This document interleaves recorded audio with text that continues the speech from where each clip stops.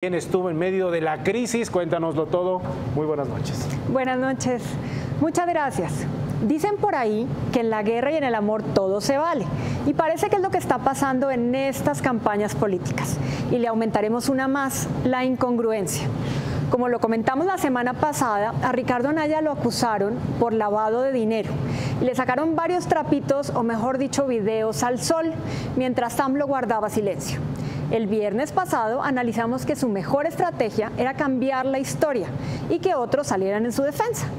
Y pues parece que él o su equipo de campaña nos puso mucha atención y el domingo apareció en medios digitales con el frente en conferencia pidiéndole al presidente que sacara las manos de la elección y posteriormente anunciando que lo metería a la cárcel. No es precisamente eso lo que teníamos en mente, pero como es nuestro lema aquí, no somos ni juez ni parte.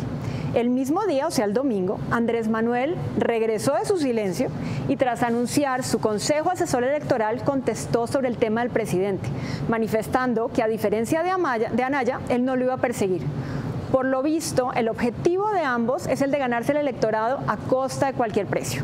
Anaya, quien al principio del sexenio apoyaba a Peña Nieto y a varias de sus reformas, incluso contra su propio partido, hoy se muestra radical y dice que lo va a meter a la cárcel. Mientras que López Obrador, radical intransigente en los años anteriores, señaló que no lo iba a perseguir. Conciliador, llamarían algunos.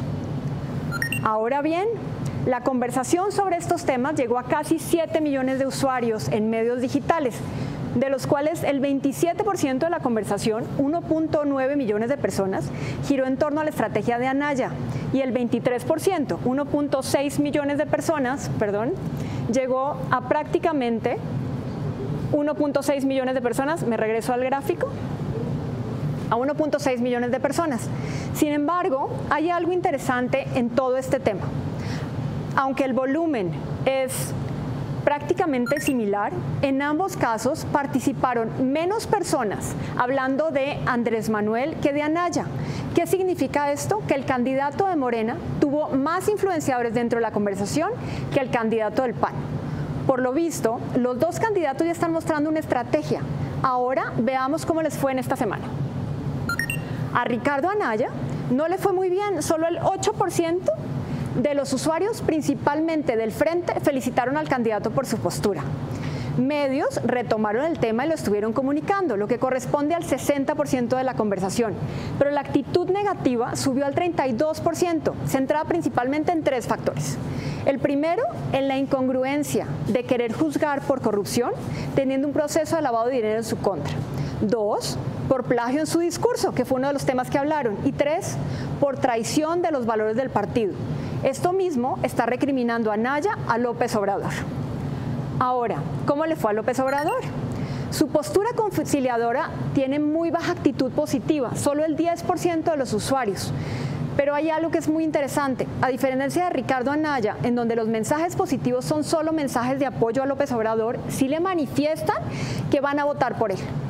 Medios e influenciadores retomaron el tema, el 70% informativos y como les digo eran muy influenciadores. Pero lo que sí subió bastante para él fue el 20% de sus negativos, a diferencia de la tendencia que llevaba anteriormente. Y esto es muy importante porque viene de opinión pública. Esta actitud en contra es principalmente por 2 temas. 1, porque usuarios mencionan que hizo pacto con el PRI. Y 2, que fue lo que mencionaste anteriormente, otros no le creen y dicen que esa postura solo está sujeta si gana la elección. Y la gente le teme a las consecuencias posteriores. Como verán, ambos candidatos ya tienen una estrategia. Hasta no saber si les funciona o no, tienen que amarrarse a ella. ¿Cuándo es momento de decidir si se mantiene, se mejora o se cambia? Cuando salgan las primeras encuestas responsables, y subrayamos, responsables, al inicio de la campaña y determinen una afectación real frente a la intención de voto del electorado. Héctor, por lo pronto quedará que estas semanas demos seguimiento al porcentaje de opinión pública que está a favor o en contra de las estrategias de cada uno. Y lo más importante de esto es que Anaya y AMLO puedan mantener la congruencia de su discurso, aún a pesar de ellos mismos. Aún a pesar de ellos mismos, pero en redes pareciera que son distintas realidades, ¿no? Lo que ocurre en redes, el comportamiento, la respuesta de estos mensajes en redes sociales y lo que pasa en tierra, ¿no? Como tal. Así es, en tierra no lo podemos medir en este caso, pero en redes sociales no les está yendo como ellos yo creo que están esperando que sea. Bajaron todos sus positivos y subieron todos los negativos en cada uno de ellos. En los dos que analizamos. Los dos estos. Porque digamos que Meet sigue siendo congruente, sigue siendo como... Hablando todavía, por ejemplo, hoy en el tema de bancario, habló como secretario de Hacienda, incluso él lo reconoció. Así es. Ajá. Porque estaba en su lugar de confort, ¿no? Así es. Con los personajes ya conocidos, en fin.